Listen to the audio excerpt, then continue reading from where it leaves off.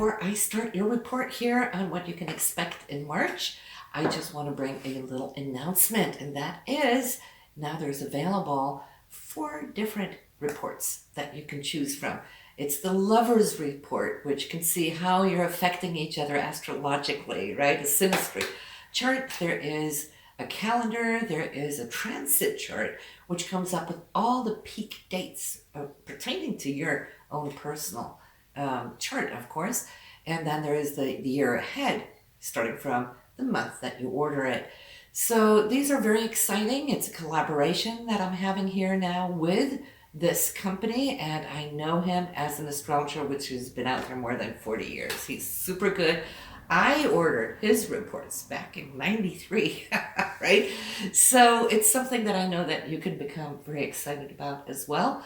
But we're going to dive in for your month now for March, but watch to the end because I'll scroll through those reports so that you can see it. You can check it out for yourself and see what it is maybe that you can expect, right?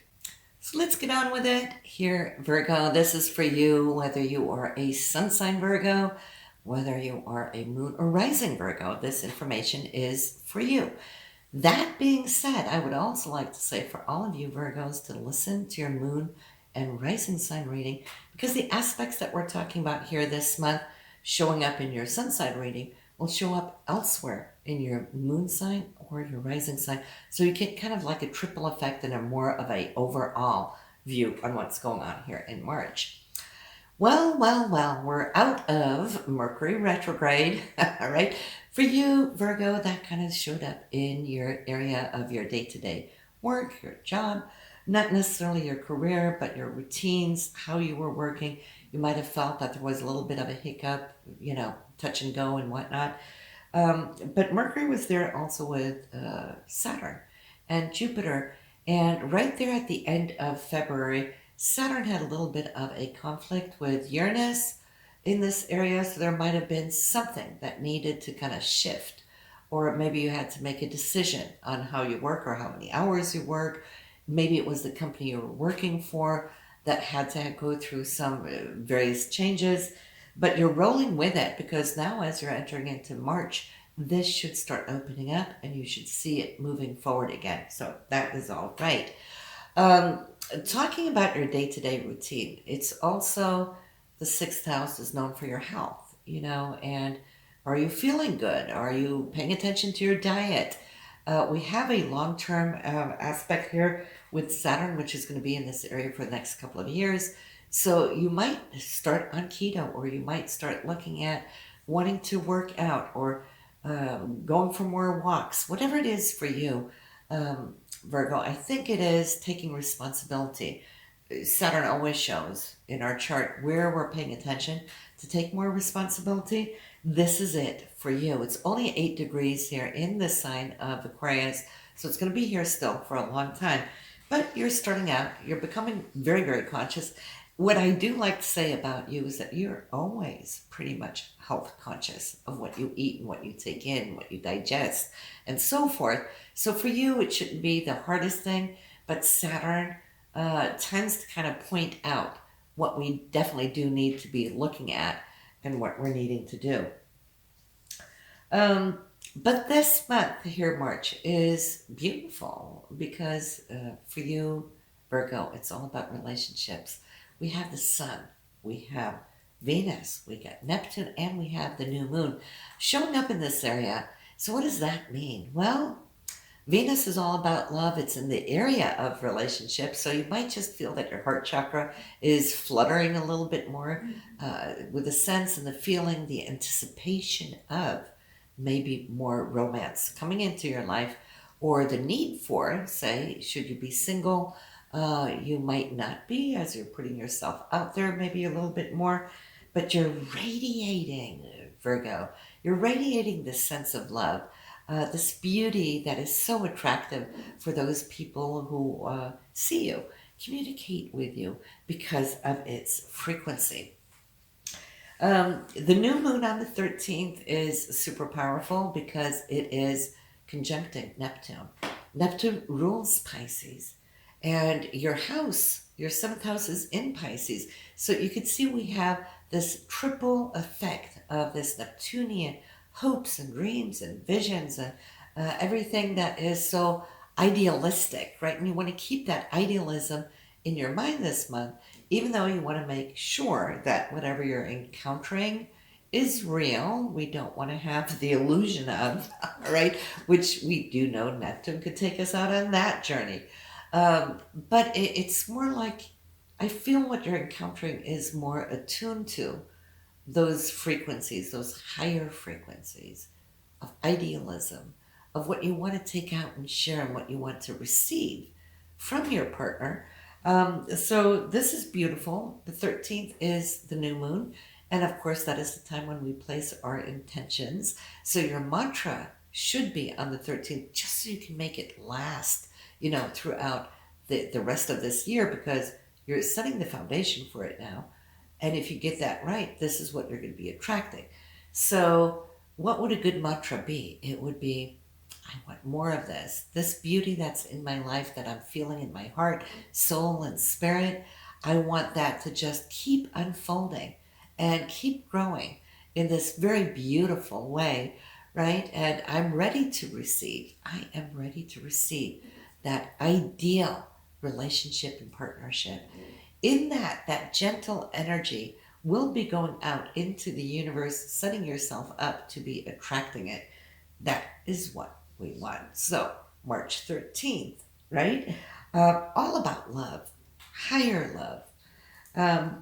And then we have, of course, yes, I feel there could have been something right now to be celebrated creatively, or it could also even be relationally.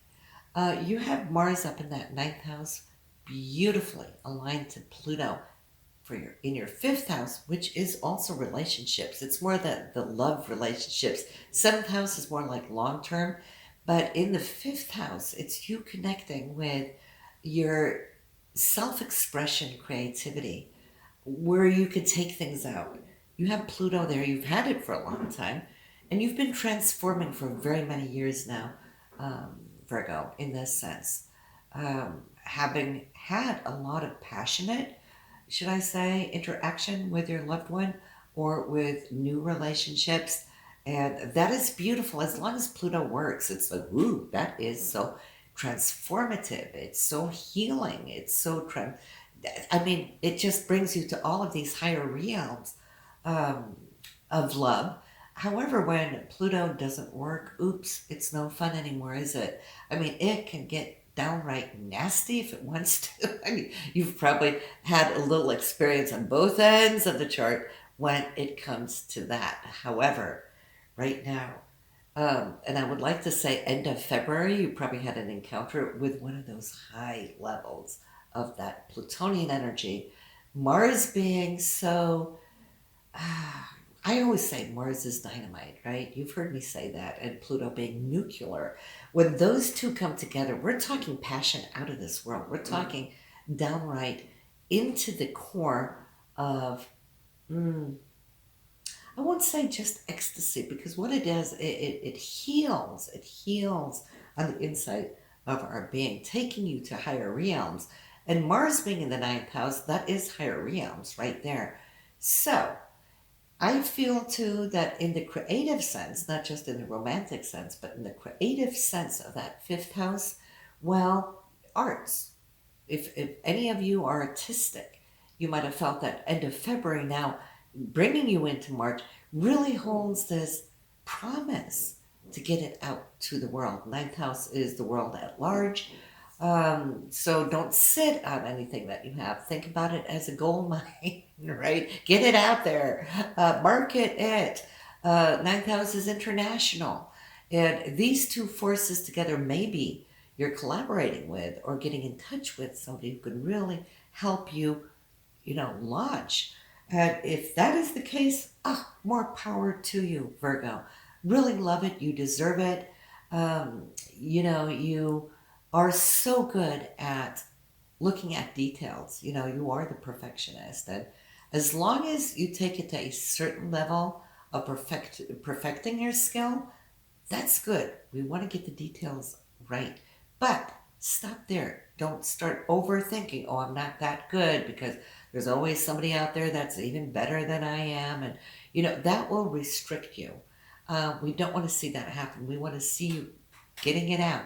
So trust yourself is the key word of your creativity here for as you enter into March. But if you get that right, if you can hone it, then that energy will be interlocked, and you can take that frequency with you as you move forward into the oncoming months. That's what we're hoping for. Lock it in, right? Because when they're infused, Mars will be infused with that Plutonian energy that you could use as you skid ahead. Loving that for you. The full moon is going to be in your second house for money and income. That will be on the 28th. So anytime around that date, you might just see that there could be a perk or news of something coming in that you can appreciate, right? You might get an extra bonus or whatever the deal is, but that will be the illuminated area there for you.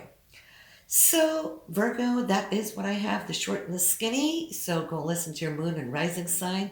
And for those of you wanting their reports, whether it's the lover's report for you and your partner, or it's the transit report, it's 25 pages plus, you'll get all the dates of good dates to get up and running and going and when to hold back. That's a really great report. Love, love, love these reports. So listen, I will see you soon, and have a great one. Stay safe.